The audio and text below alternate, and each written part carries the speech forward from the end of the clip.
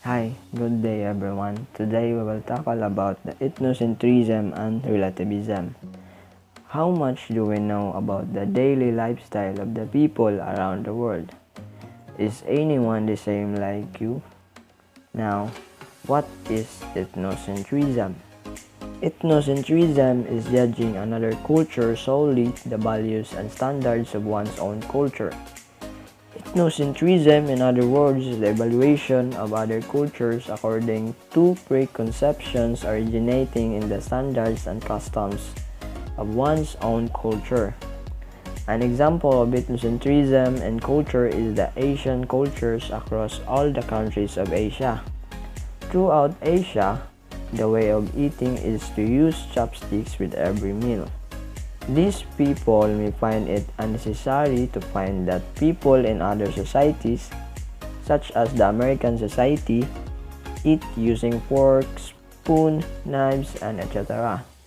Since these countries use chopsticks to eat every meal, they find foolish for other cultures to not use utensils similar to chopsticks. However, they do accept the fact that they use different utensils for eating. When we as human beings just someone from the possession of our own cultural and social norms, we are becoming more ethnocentric. As ethnocentric people or individuals judge other groups relative to their own ethnic group or culture, especially with concern for language, behavior, customs, and religion. These ethnic distinctions and subdivisions serve to define each culture ethnicity, unique cultural identity. According to William G. Sumner, ethnocentrism is defined as the technical name of the view of things in which one's own group is the center of everything, and all others are scaled and rated with reference to it. So it means that ethnocentrism is a belief or attitude that one's own culture is better than all other.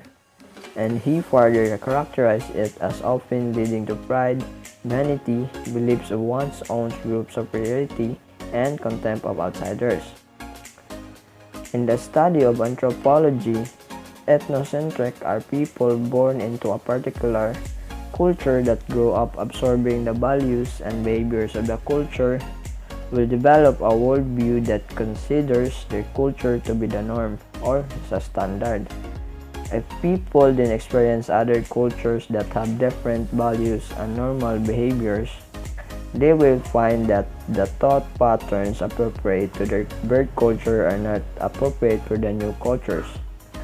However, since people are accustomed to their birth culture, it can be difficult for them to see the behaviors of people from a different culture from the viewpoint of that culture rather than from their own. Examples of ethnocentrism include the religion-centric construct claiming a divine association like divine nation, one nation under God, God's own country, God's chosen people, and God's promised land. Now let's talk about the cultural relativism. Cultural relativism is the principle that an individual person's beliefs and activities should be understood by others in terms of that individual's own culture. In other words, cultural relativism is the ability to understand a culture on its own terms and not to make judgments using the standards of one's own culture. The goal of this is promote understanding of cultural practices that are not typically part of one's own culture. It was established as accepted in anthropological research by Franz Boas in the first few decades of the 20th century and later popularized by students. Cultural relativism was in part a response to Western ethnocentrism. Ethnocentrism may take obvious forms in which one consciously believes that one's people's arts are the most beautiful, values the most virtuous, and believes the most truthful. Boas first articulated the idea in 1887 that civilization is not something absolute but is relative. and our ideas and conceptions are true only so far as our civilization goes. However, Boas did not coin the term. He understood culture to include not only certain tastes in food, art, and music or beliefs about religion. He assumed a much broader notion of culture defined as the totality of the mental and physical reactions and activities that characterize the behavior of the individuals composing a social group collectively and individually in relation to their natural environment, to other groups, to members of the group itself, and of each individual to himself. This understanding of culture confronts anthropologists with two problems. First, how to escape the unconsciousness bonds of one's own culture, which inevitably bias our perceptions and reactions to the world. Second, how to make sense of an unfamiliar culture.